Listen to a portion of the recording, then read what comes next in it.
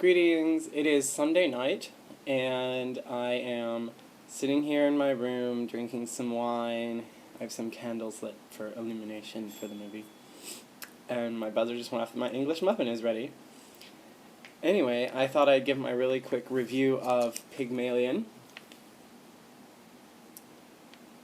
Ooh, there we go. Which is a play, of course. It's at the Roundabout Theater Company's American Airlines Theater here on 42nd Street in New York. The play just started preview performances on Friday, and we went to the first showing because Roundabout does $10 tickets for the first preview performance. So we went, and it stars Claire Danes and Jefferson Mays as Eliza Doolittle and Henry Higgins. And if you don't know, Pygmalion is the play that My Fair Lady is based on.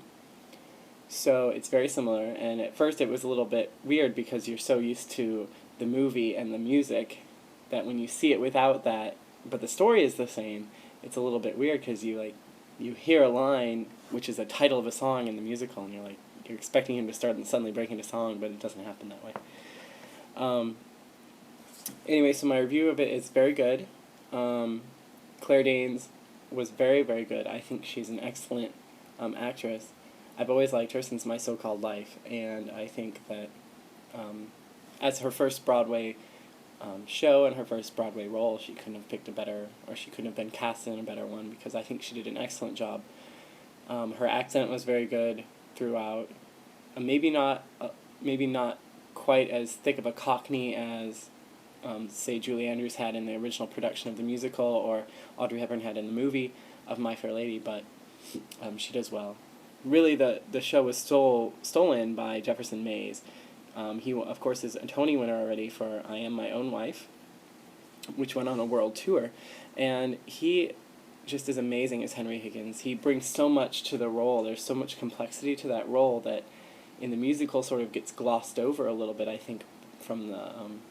they sort of just show him as being mean and overbearing, but you sort of realize in the play and the way he does the character, there's a lot of nuance to it, and so it's very good.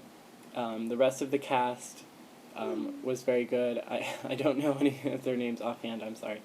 The only thing that didn't go very well, I think, during the performance was that in the second act, the man playing Doolittle, or Eliza's father, forgot his lines, and it was fairly obvious.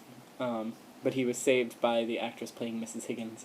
She would just go on with her next line, but you could tell he had forgotten what he was supposed to say. Which is to be expected. I mean, it was the first performance. There are always some kinks to work out. As for the staging was done very well, I think. I liked the way the sets were sort of done as pie wedges that alternately move out whenever they're either at Henry Higgins' house or at his mother's house. It was pretty minimal. It wasn't over the top or anything, which was nice. And the lighting was good. Not spectacular. The lighting could have been better, I think, in certain parts. But it's not a show. It's not a really flashy show. It's a very serious show.